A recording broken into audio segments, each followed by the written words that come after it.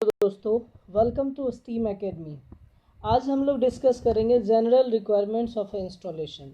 ठीक है, जो भी हमारा जनरल रिक्वायरमेंट्स होगा उसके बारे में हम लोग आज डिस्कस करेंगे। ठीक है, तो जो इंस्टॉलेशन होगा या जो भी आप वायरिंग करेंगे उसके लिए क्या ज़रूरी है, क्या रिक्वायरमेंट है हमारा, उसके बारे में हम लोग चर्चा करेंगे। ठीक है, उसके बारे में ही चर्चा करेंगे। ये रिक्वायरमेंट जो होगा उस रिक्वायरमेंट के बारे में हम लोग चर्चा करेंगे। ठीक, चलिए देखिए कि जो भी जनरल रिक्वायरमेंट्स है हमारा क्या क्या उसमें पॉइंट्स कंसीडर किया जाता है, उस चीज़ के बारे में हम लोग बात करेंगे। देखिए, तो इसमें सबसे पहला पॉइंट है आपका, फर्स्ट पॉइंट है conformity with Indian electricity act. ध्यान दीजिएगा कि जब मैं आपको स्टार्टिंग में जब क्लास ले रहा था तो उस टाइम में आपको मैं बताया रहूँगा कि जो भी आप वायरिंग करेंगे या जो भी इंस्टॉलेशन करेंगे वो सारा का सारा इंस्टॉलेशन या फिर वायरिंग जो होगा एक इंडियन इलेक्ट्रिसिटी रूल है या आईई रूल बोलते हैं 1956। तो इंडियन इलेक्ट्रिसिटी रूल 1956 के अंतर्गत होना चाहिए। तो जितना भी आप वायरिंग करेंगे या जितना भी आप इंस्टॉलेशन करेंगे, सारा का सारा इंस्टॉलेशन या सारा का सारा वायरिंग जो होगा वह जो है इंडियन इलेक्ट्रिसिटी रूल 1956 के अकॉर्डिंग होना चाहिए। ठीक, तो ध्यान दीजिएगा इसको।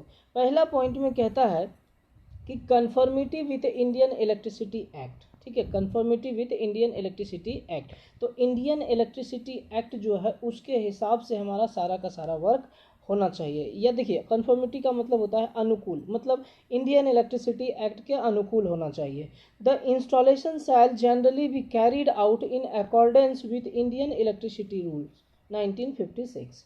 तो जो भी आप इंस्टॉलेशन करेंगे या वायरिंग करेंगे, आप सारा का सारा इंस्टॉलेशन या वायरिंग है वह किया जाता है according to Indian electricity rule 1956। तो इंडियन इलेक्ट्रिसिटी रूल 1956 के अनुकूल जो है सारा का सारा इंस्टॉलेशन किया जाना चाहिए। ये हमारा पहला रिक्वायरमेंट है। ठीक, आप इसको ध्यान में रखिएगा। इंडियन इलेक्ट्रिसिटी रूल 1956 से बहुत बार आपको सवाल में पूछा गया है कि किस रूल के तहत हम लोग जो है वर्कआउट करते हैं या वायरिंग वगैरह हम लोग करते हैं। ठीक है, दूसरा है आपका कन्वेंशनल सिंबल्स। ठीक है, तो इसमें भी आप ध्यान रखिएगा कि जितना भी आप वायरिंग करेंगे, जैसे आप ड्राइंग वगैरह बनाएंगे, सब में हम लोग क्या सिंबल का यूज करेंगे, चाहे वह फैन का हो, चाहे आपका बल्ब का हो, चाहे आपका एग्जॉस्ट फैन का हो, या सॉकेट का हो, सॉकेट विद स्विच हो, सॉकेट विदाउट स्विच हो, सारा का सारा हम लोग क्या करेंगे, सबका सिंबल यूज करेंगे। तो वह जितना भी सिंबल है वो कन्वेंशनल होना चाहिए और वह सिंबल आपका IS 2032-1969 के हिसाब से होना चाहिए। ठीक है, तो ये जो आपका है IS 2032-1969, यह हमारा जो है सिंबल के लिए होता है। ठीक है, इंडियन स्टैंडर्ड 2032-1969। तो दूसरा पॉइंट आपको क्या लिखना है, conventional symbol. It should be accordance with IS 2032-1969। तो जो भी होगा हमारा सिंबल वह हमारा किसके अंतर्गत होगा, IS 2032-1969 के हिसाब से होना चाहिए। ठीक है, नेक्स्ट थर्ड पॉइंट हम लोग बात करते हैं मटेरियल्स का। ठीक है, तो मटेरियल्स में देखिए क्या होगा कि जितना सारा मटेरियल होगा, चाहे फिटिंग होगा या अप्लाइंसेस होगा, इलेक्ट्रिकल इंस्टॉलेशन में यूज किया हुआ रहेगा, वह सारा का सारा इंडियन स्टैंडर्ड स्पेसिफिकेशन के हिसाब से होना चाहिए। ऐसा नहीं कि आप कोई सा उठा लीजिए और उसको आप लगा दीजिए, नहीं, वह जो है IS के हिसाब से, जो IS आपका गाइड किया है या जो IS आपको स्पेसिफाई किया है, उस IS के स्पेसिफिकेशन के हिसाब से आप सारा का सारा मटेरियल यूज करेंगे। ठीक है, तो थर्ड पॉइंट में आपका है material. All materials fitting appliances used in electrical installations shall conform to Indian standard. Indian standard nothing but IS होता है। ठीक है, Indian standard specification whenever this exist, जब यह एग्जिस्ट करता है। तो सारा का सारा जो मटेरियल होगा वह किसके अनुकूल होगा या किसके हिसाब से होगा, IS के हिसाब से होना चाहिए। और एक मतलब स्पेसिफाइड स्टैंडर्ड मटेरियल यूज़ करना है, ऐसा नहीं कि बिल्कुल ही पुअर क्वालिटी का आप मटेरियल यूज़ कर लीजिए। ठीक है, चलिए नेक्स्ट पॉइंट है आपका वर्कमैनशिप। ठीक है, वर्कमैनशिप का मतलब होता है कि जो काम करने वाला होता है उसका बात करते हैं हम लोग। ठीक है, देखिए, तो वर्कमैनशिप में क्या होता है कि जितना सारा आप काम कीजिएगा, जो भी आप इंस्टॉलेशन वर्क कीजिएगा या आप वायरिंग वगैरह करेंगे, सारा का सारा हमारा रूल के हिसाब से होना चाहिए, मतलब रूल के अनुकूल होना चाहिए। ऐसा नहीं है कि रूल में हमारा कुछ और है और आप काम कुछ और कर रहे हैं। जैसे एक एग्जांपल में समझिएगा कि आपको मान लीजिए स्विच बोर्ड लगाना है या मेन बोर्ड लगाना है। अब मेन बोर्ड के लिए आपको कहा गया है कि मेन बोर्ड हमारा ग्राउंड फ्लोर से 1.5 मीटर के हाइट पर होना चाहिए। अब आप क्या कीजिए, 1.5 मीटर के हाइट पे ना लगाकर उसको आप क्या कीजिए, 2 मीटर 3 मीटर के हाइट पे आप लगा दीजिए, या दीवार के कॉर्नर पे जाके सीलिंग के पास में जाके लगा दीजिए, तो वो तो हमारा रूल के खिलाफ होगा। अब मान लीजिए जैसे बल्ब ही आपको वॉल पे फिट करना है या वॉल पे फिक्स करना है, तो आप बल्ब को क्या करिए कि आप ग्राउंड फ्लोर के पास में आके लगा दीजिए, तो वह तो हमारा रूल के हिसाब से नहीं हुआ। तो यही होता है कि वर्कमैनशिप जो होगा, जितना भी काम हुआ होगा या जो भी काम होने वाला होगा, सारा का सारा वर्क होगा या सारा का सारा जो काम होगा, वह आपको अकॉर्डिंग टू रूल होना चाहिए। और दूसरी बात ये होता है कि जितना भी काम होगा, ठीक है, चाहे इंस्टॉलेशन वर्क कर लीजिए चाहे वायरिंग कर लीजिए, सारा का सारा जो भी होगा काम या इंस्टॉलेशन, वह आपका कोई एक ऑथराइज्ड पर्सन होगा स्टेट गवर्नमेंट का, या फिर जो अथॉरिटी होगा या जो वर्क करवा रहा है उसका कोई मेंबर होगा, जो कि मतलब कि कोई भी डिसीजन ले सकता है, ठीक है। तो उसके अंडर में ये काम होना चाहिए। एग्जाम्पल के फॉर्म में आप कह सकते हैं कि कोई भी काम होगा तो उस काम के लिए कोई एक सुपरवाइज़र असाइन किया जाएगा या इंजीनियर असाइन किया जाएगा, तो वह इंजीनियर या फिर वह सुपरवाइज़र के डायरेक्टली अंदर कह सकते हैं या उसके सुपरविज़न में सारा का सारा काम होना चाहिए, ठीक है। तो यही है आपका वर्कमैनशिप में, ध्यान दीजिए इसको। इसमें कहता है कि good workmanship is an essential requirement for compliance with the rule. देखिए वही चीज़ है, एक अच्छा वर्कमैनशिप जो होगा या एक अच्छा जो काम होगा वह ज़रूरी है, इज एन एसेंशियल रिक्वायरमेंट, एक ज़रूरी रिक्वायरमेंट है for compliance with the rule, rule के अनुरूप हमारा काम करने के लिए, ठीक है। तो वही चीज़ हुआ कि जितना भी आप वर्कमैनशिप करेंगे या जो भी अच्छा काम होगा वह हमारा रूल के हिसाब से होना चाहिए। The work shall be carried out under the direct supervision of a person authorized by a state government for that type of work involved। ठीक है, कहने का ये मतलब हुआ कि जो भी वर्क होगा उसको किया जाना चाहिए, shall be carried out under the direct supervision of a person, जो भी पर्सन ऑथराइज्ड होगा, पर्सन ऑथराइज्ड जो भी उस वर्क के लिए जो भी काम आप कर रहे हैं, चाहे मान लीजिए किसी रूम का आपको वायरिंग करना है या फिर आप मान लीजिए कि किसी अपार्टमेंट में आपको वायरिंग करना है, तो उस काम के लिए किसी न किसी एक आदमी को असाइन किया गया होगा कि हाँ आप उस सारे काम को आप देखिएगा और उसके सुपरविज़न में सारा का सारा काम होगा। तो जो भी काम होगा या जो भी काम किया जाएगा वो डायरेक्टली उसी आदमी के सुपरविज़न के अंतर्गत होगा हमारा, ठीक है। और उस आदमी के पास में अथॉरिटी रहेगा, मतलब पावर रहेगा कि उस काम को अगर कोई ख़राबी होता है तो उसको आप चेंज करवा सकता है, या फिर अगर वह सही है तो उसको आपको कमीशनिंग के लिए अलाउ कर सकता है, ठीक है। कमीशनिंग मतलब होता है इंस्टॉलेशन करने के बाद टेस्टिंग वगैरह जो होता है उसको हम लोग कमीशनिंग कहते हैं। नेक्स्ट पॉइंट की बात करते हैं हम लोग, लेआउट ऑफ वायरिंग।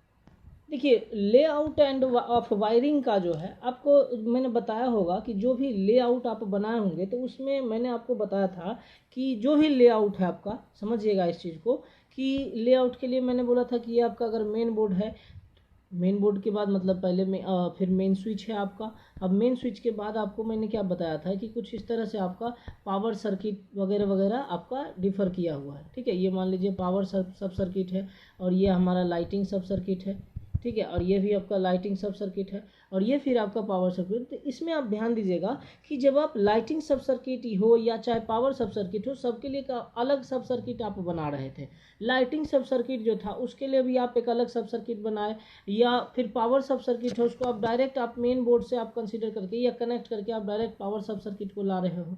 तो कहने का ये मतलब हुआ कि लाइटिंग सब सर्किट या फिर आपका जो पावर सब सर्किट है वह दोनों का दोनों हमारा क्या होना चाहिए, सेपरेट होना चाहिए। अब जितना भी वायरिंग हो, चाहे वायरिंग हो, मतलब कहने का ये मतलब हुआ किसी टाइप का अगर वायरिंग आप करते हो, चाहे वह कंसील्ड वायरिंग हो चाहे बटन वायरिंग हो, बताऊंगा मैं आपको टाइप ऑफ वायरिंग के बारे में भी मैं डिस्कस करूंगा। तो जो भी आपका टाइप ऑफ वायरिंग है वह जो है काफ़ी आसान होना चाहिए उसके इंस्पेक्शन वगैरह में। यह भी एक एसेंशियल रिक्वायरमेंट है हमारा इंस्टॉलेशन का। देखिए कहने का ये मतलब हुआ कि मान लीजिए कि कंसील्ड वायरिंग हो या फिर आपका बटन। देखिए कंसील्ड वायरिंग जो आप दीवार के अंदर करते हैं, अब अगर नॉन कंसील्ड वायरिंग की बात करें तो जो दीवार के बाहर करते हैं, बताएंगे इसके बारे में आपको। तो कंसील्ड वायरिंग करिए चाहे नॉन कंसील्ड वायरिंग करिए, सब में आप देखिएगा कि आपको इस तरह से करना पड़ेगा वायरिंग कि जो भी उसमें इंस्पेक्शन वर्क हो, चाहे कोई फॉल्ट डिटेक्शन का काम हो, मतलब कहीं फॉल्ट हो गया तो उसको डिटेक्ट करना या फिर कुछ चेक करना होगा, तो वह सारा का सारा काम जो है वह आसान होना चाहिए। ठीक है, तो वही होता है हमारा। और जो भी आप बनाएंगे मतलब लेआउट वगैरह बनाएंगे और जो वर्क परफॉर्म करेंगे, सारा का सारा वर्क जो होना चाहिए वो काफ़ी मतलब अच्छा दिखना चाहिए और काफ़ी साफ रहना चाहिए। ठीक है, ये एक एसेंशियल रिक्वायरमेंट है हमारा। ध्यान दीजिएगा वायरिंग में क्या बोल रहा है, लेआउट ऑफ वायरिंग में पावर एंड लाइटिंग सब सर्किट शैल बी सेपरेट। यही चीज़ मैंने बोला आपको कि जो भी आप पावर या फिर लाइटिंग सब सर्किट आप बनाते हैं तो वह पावर सब सर्किट या फिर लाइटिंग सब सर्किट आपको अलग होना चाहिए। ऐसा नहीं कि आप पावर सब सर्किट में ही आप लाइटिंग सब सर्किट को ऐड कर दे रहे हैं। ठीक, all type of wiring whether concealed और non concealed should be capable of a easy inspection. कहने का ये मतलब हुआ कि चाहे आप कंसील्ड वायरिंग कीजिए चाहे नॉन कंसील्ड वायरिंग कीजिए, वह जो है आपको इंस्पेक्शन करने में आसान होना चाहिए, मतलब काफ़ी आसान हो आप जब कभी उसमें इंस्पेक्शन वर्क परफॉर्म करते हैं तो। Giving consideration for neatness and a good appearance. तो जो भी आप काम करेंगे वह जो आपका वायरिंग चाहे कंसील्ड कर रहे हैं चाहे नॉन कंसील्ड वायरिंग कर रहे हैं, तो वह आपका स्पष्ट दिखना चाहिए या साफ दिखना चाहिए। ठीक है, और मतलब क्लीन रहना चाहिए आपको, ऐसा नहीं कि पूरा भद्दा लग रहा है देखने में, ऐसा नहीं होना चाहिए। ठीक है, तो ये हमारा लेआउट ऑफ वायरिंग है। नेक्स्ट पॉइंट की बात करते हैं हम लोग, position of wiring run and points. देखिए position of wiring run and points का मतलब क्या हुआ कि आप जो भी वायरिंग के लिए पाइप मतलब बिछा रहे हैं या फिर उसमें जो वायर रन करेंगे वह सब का पोजीशन के बारे में हम लोग बात करेंगे। और पॉइंट का मतलब हो गया आप चाहे या तो लोड को कंसीडर कर लीजिए या फिर जो आप स्विच होता है आप उसको आप कंसीडर कर लीजिए। ठीक है, तो देखिए पोजीशन ऑफ वायरिंग और रन एंड पॉइंट में क्या है कि all runs off wiring and the exact position of all points and switch boxes shall be first marked on the plan of the building.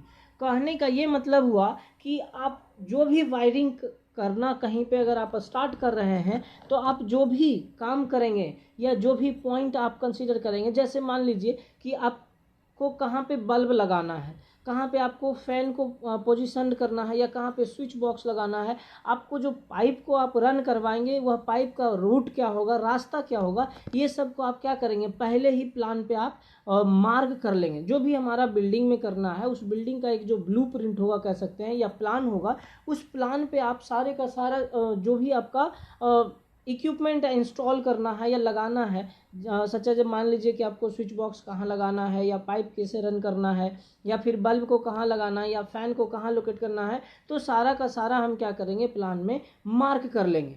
ठीक, तो वही हो गया all runs off wiring and exact position of all points and switch box shall be first marked on the plan of the building and approved by engineer in charge before start of work। देखिए अगर आप एक बार plan बना लिए तो plan बनाने के बाद भी ऐसा नहीं है कि आप प्लान बनाए और अपना काम स्टार्ट कर दिए।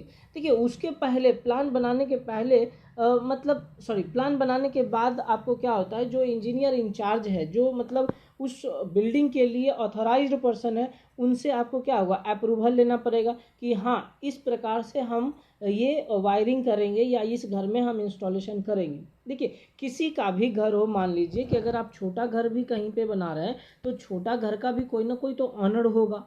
ठीक है, अब मान लीजिए कि ये भी एक घर है, अब इसमें आपने कहीं एक प्लान बना लिया कि पाइप आपको इधर से रन करना है इधर रन करना है या इसमें कितना रूम है, ये सारा चीज़ आपने डिसाइड कर लिया। तो डिसाइड करने के बाद जो वह घर का ऑनर होगा या उस घर का जो मालिक होगा उससे आप परमिशन तो लीजिएगा कि हाँ इस प्रकार से हम वर्क करेंगे, क्योंकि उसमें जो भी इक्विपमेंट वगैरह लगेगा उस इक्विपमेंट के लिए परमिशन तो आपको वो ऑथराइज्ड पर्सन ही देगा या उस घर का जो ऑनर है वही देगा। तो यहाँ पे जो अपार्टमेंट या फिर जो भी बिल्डिंग बनाया जाता है उसके लिए जो भी इंजीनियर असाइन किया हुआ होगा या जो इंजीनियर इंचार्ज होगा उससे हम लोग को क्या करना पड़ता है, अप्रूवल लेना पड़ता है या परमिशन लेना पड़ता है काम करने से पहले। तो ये भी हमारा एक महत्वपूर्ण पॉइंट हो जाता है जनरल रिक्वायरमेंट्स के लिए कि हमारा जो भी आप रनिंग कर रहे हैं, मतलब पाइप रन कर रहे हैं या फिर जो भी पॉइंट्स को आप लोकेट कर रहे हैं या इंस्टॉल करना है जिसको उसको जो आप पोजीशन करने के लिए आप प्लान पे मार्क कर रहे हैं वह पोजीशन आपका क्लियर होना चाहिए और इंजीनियर इंचार्ज से अप्रूव्ड होना चाहिए। नेक्स्ट 7th पॉइंट है सर, लास्ट है 7th पॉइंट में ड्राइंग्स। ठीक है, ड्राइंग्स देखिए ड्राइंग्स में क्या कहता है, ऑन कंप्लीशन ऑफ वर्क, जब आपका काम पूरा हो जाता है a wiring diagram shall be prepared and submitted to the in charge और ऑनर। ये है कि मान लीजिए कि कहीं पे आप काम कर दिए, एक तो आप प्लान बनाए, वो तो आपका एस्टिमेटेड था, एस्टिमेटेड के हिसाब से आपने वहाँ पे प्लान बना लिया। अब एक होता है कि काम कर लिया, अब काम करने के बाद आपने क्या क्या काम किया है उसका एक ड्राइंग भी बनाया जाता है आपका। ठीक है, अब वह ड्राइंग बनाने के बाद जो बिलिंग के लिए ज़्यादा से ज़्यादा यूज होता है कि आपने कितना काम किया है, कितना बल्ब लगाया है, कितना फ़ैन लगाया है, सारे का सारा कितना स्विच बॉक्स लगाया है, कितना मीटर पाइप आपने लगाया है, सबका एक फिर से एक डायग्राम बनाया जाता है आपका विद वायरिंग डायग्राम, कितना वायर यूज हुआ है, सबका वायरिंग डायग्राम बना के सबका एक मटेरियल का लिस्ट बना के उसको क्या किया जाता है, जो इंजीनियर इंचार्ज होता है या फिर जो मालिक होता है उसके पास वो सबमिट किया जाता है। All wiring diagram shall indicate clearly main switch board various mains all points and their controls conventional symbols etc. देखिए समझिए कि जो भी आपका वायरिंग डायग्राम होगा वह वायरिंग डायग्राम में मतलब जो भी आपने इक्विपमेंट का मार्किंग किया है वह सब आपको स्पष्ट रूप से विजिबल होना चाहिए, तब तो समझ में आएगा सामने वाले को, तो क्लियर होना चाहिए, चाहे वह मेन बोर्ड हो या फिर आपका वेरियस मेंस कह सकते हैं। ठीक है, मेंस या फिर आपका जो भी पॉइंट्स आप कंसीडर कर रहे हैं, चाहे वह बल्ब के लिए कर रहे हैं या चाहे फ़ैन के लिए कर रहे हैं, चाहे ट्यूब लाइट के लिए कर रहे हैं, तो जो भी पॉइंट आप बनाइए, या पावर सब सर्किट के लिए जो आपने मार्किंग किया है तो वहाँ पे आपने इंस्टॉल किया है वो सब आपका क्या होना चाहिए, वायरिंग डायग्राम में विजिबल होना चाहिए। एंड देयर कंट्रोल्स, आप जो है उसको किस प्रकार से कंट्रोल कर रहे हो, कहाँ से कर रहे हो, जैसे आप पावर सब सर्किट बनाए हो तो उसके लिए आपने जो कनेक्शन लाया हुआ कनेक्शन आप कहाँ से लाए हो, ठीक है, वो हो गया। या फिर जो आप जो इतना सारा सिंबल बनाए हैं आप जो है तो वह सिंबल्स हमारा कन्वेंशनल सिंबल्स होना चाहिए, ये मैंने आपको बताया था ऑलरेडी। ठीक है, कि जो भी हमारा सिंबल्स होगा वह कन्वेंशनल होना चाहिए और वह सिंबल्स आपका IS जो है 2032 1969 के हिसाब से होना चाहिए। ठीक है, तो ये था आपका जनरल रिक्वायरमेंट आप कह सकते हैं हमारा किसी भी इंस्टॉलेशन का। ठीक है, और इसी लेक्चर के साथ आपका पहला यूनिट जो है वह समाप्त होता है। ठीक है, अब हम लोग दूसरा लेक्चर स्टार्ट करेंगे नेक्स्ट क्लास से। ठीक, तो आप लोग खूब पढ़िए और खूब मज़ा कीजिए, फिर मिलते हैं हम लोग नेक्स्ट लेक्चर में। धन्यवाद।